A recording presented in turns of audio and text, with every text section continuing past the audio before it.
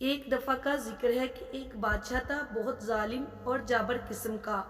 وہ بہت مغرور بادشاہ تھا، اسے اپنی طاقت پر بہت مان تھا۔ ایک دن جب وہ شکار پر گیا تو جنگل کے بیچوں بیچ گزرتے ہوئے جا رہا تھا کہ اسے زمین پر کچھ حرکت دکھائی دی۔ غور کرنے پر معلوم ہوا کہ وہاں ایک کیڑا غلاظت کھا رہا تھا۔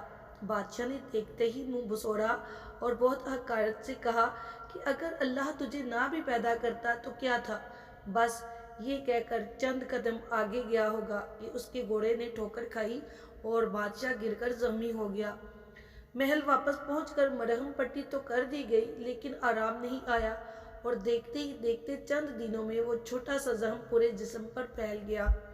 بہت سے حکیموں کی سمجھ سے بالاتر تھا یہ مرض، کیونکہ انہوں نے اس سے پہلے ایسا کوئی مرض نہیں دیکھا تھا۔ اس لیے ان میں سے بیشتر لوگوں نے بادشاہ کو موت کی پیش گوئیاں بھی دے دی تھیں۔ اب اپنی موت کا انتظار کرنے کے بجائے بادشاہ نے دوسرے شہر کے ماہر حکیموں کو بھی طلب کر لیا۔ اسی دوران ایک حکیم نے بادشاہ کا غور سے معائنہ کیا تو اس نے بتایا کہ بادشاہ سلامت، اصل میں آپ جس جگہ گرے تھے وہاں کوئی غلاظت پڑی تھی جس کے جراثیم زخم میں لگے ہیں۔ اس کا ایک ہی حل ہے، جنگل سے مخصوص قسم کا کیڑا ڈھونڈ کر اسے زخم پر لگایا جائے۔ بادشاہ نے بغیر کسی انتظار کے سپاہیوں کی زیر نگرانی حکیم کو جنگل روانہ کر دیا اور وہ کیڑا ڈھونڈ کر لے آئے۔ بادشاہ نے جب کیڑا دیکھا تو اسے یاد آیا کہ یہ تو وہی کیڑا تھا جسے حقارت بھرے لفظ بول کر اس نے اللہ کی تخلیق میں گستاخی کی تھی۔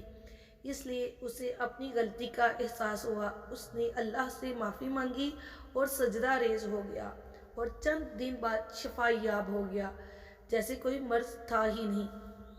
اس کہانی سے ہمیں یہ سبق ملتا ہے کہ اللہ نے اس دنیا میں بے شک کوئی بھی چیز ہو بیکار یا بے مقصد پیدا نہیں کی۔ آج جو چیز ہمیں بری اور عجیب لگ رہی ہو، کیا پتہ کل کو ہمیں اسی کی ضرورت سب سے زیادہ ہو۔ اس لیے کبھی بھی کسی کو حقیر مت جانو۔ اپنی خاص دعاؤں میں یاد رکھیے گا۔ اللہ ہم سب کا حامی و ناصر۔ آمین۔